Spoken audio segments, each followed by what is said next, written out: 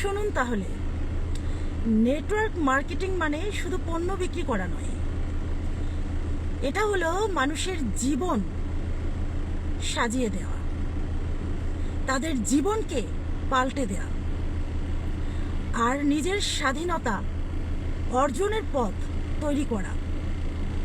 Network marketing এমন একটি পেশা,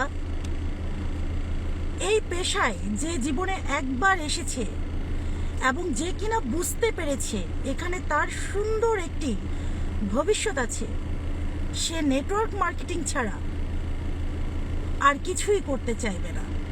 নেটওয়ার্ক মার্কেটিং অসাধারণ একটি সিস্টেম, অসাধারণ একটি পেশা।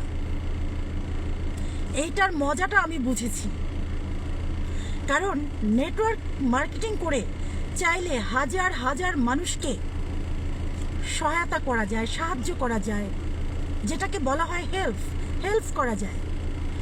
নেটওয়ার্ক মার্কেটিংয়ে কখনোই একা সফল হওয়া যায় না, দলবদ্ধ হয়ে সফল হতে হয়